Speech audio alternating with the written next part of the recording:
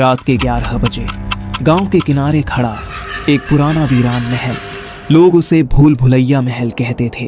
कहा जाता था वहां जाने वाला कभी वापस नहीं आता। लेकिन आज अर्जुन और उसकी दोस्त अनाया सिर्फ जिज्ञासा में उस महल के अंदर चले गए।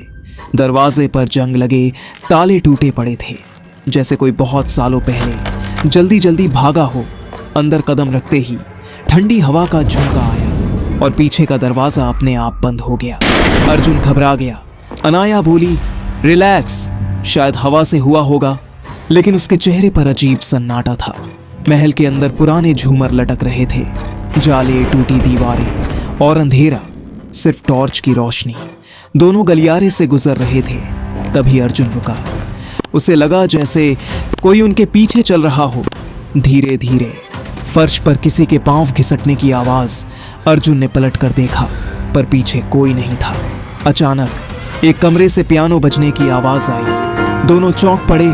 सालों से वीरान महल और पियानो अपने आप बज रहा था।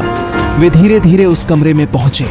अंदर सिर्फ धूल और टूटी कुर्सियां, लेकिन पियानो पर अब भी चाबियां अपने आप दब रही थीं। अर्जुन ने डरकर अनाया का हाथ पकड़ा।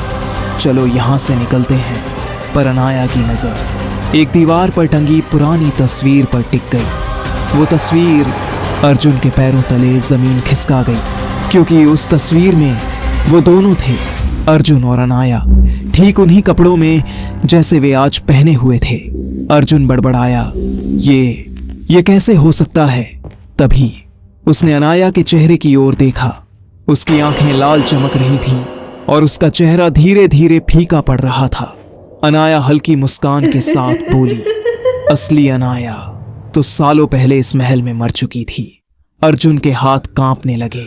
वो पीछे हटने लगा, लेकिन महल का दरवाजा अपने आप बंद हो गया। लाल आंखों वाली अनाया धीरे धीरे उसकी तरफ बढ़ी।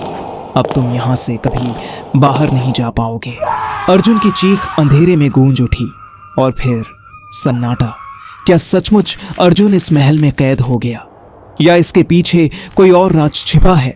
ये जानने के लिए इंतजार कीजिए अगले हिस्से का। अगर आपको ये कहानी रोमांचक लगी तो वीडियो को लाइक करो और ऐसी ही थ्रिलिंग स्टोरी सुनने के लिए चैनल को सब्सक्राइब करना मत भूलना।